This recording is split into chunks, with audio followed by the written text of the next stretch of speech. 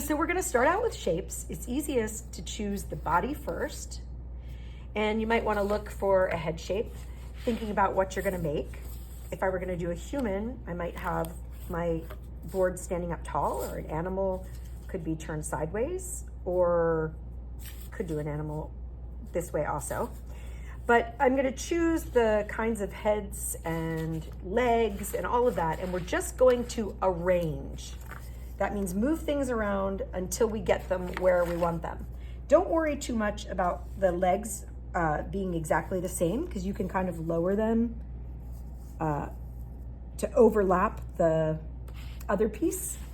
You wanna make sure that each piece is overlapping so that you can really glue it on there.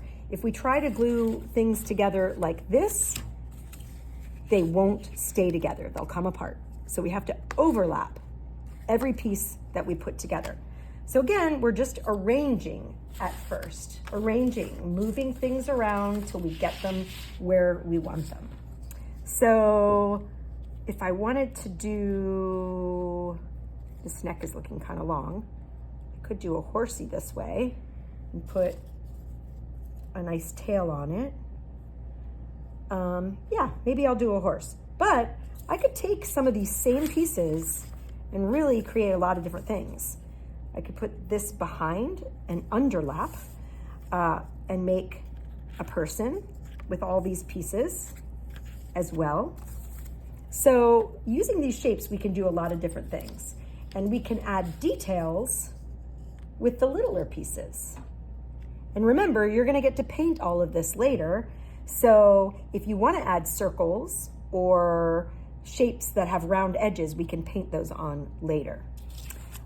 So this is one that is a dinosaur that I did last class. But when we go to glue these, now once I have it all set up, this is when you would say, Miss Lee, Miss Mia, I'm ready for glue. And that's when we'll bring you glue, when we see that everything is arranged so that you have overlapping pieces and your whole figure is together. Now you also want to think about pose. Is your person waving hello to someone? Is your person running? And if you want to make them running, you might even want to use two pieces so you can show the legs bent and action, moving. So think about your pose as well. How do you want to put whatever it is that you're making? Okay, maybe I'll just make this guy kind of regular standing there. Okay, so next thing would be glue. And again, when you get your glue, if the lid is down all the way and up against the wheel, you hold the wheel and twist counterclockwise until that lid raises up. Remember that glue works with gravity. So you have to wait for the glue to come down to the bottom of the bottle, at the top of the bottle. And you're gonna put 1, 2, 3, 4 nice drops. Not big puddles of glue. Remember, puddles of glue, ew, it's just a mess. And you're gonna put it on top, wherever it is that you're gonna set it, after you've set up your little critter, and count to 10 or 20, but if you leave it laying flat on the table, it's gonna dry on its own and you don't have to hold it.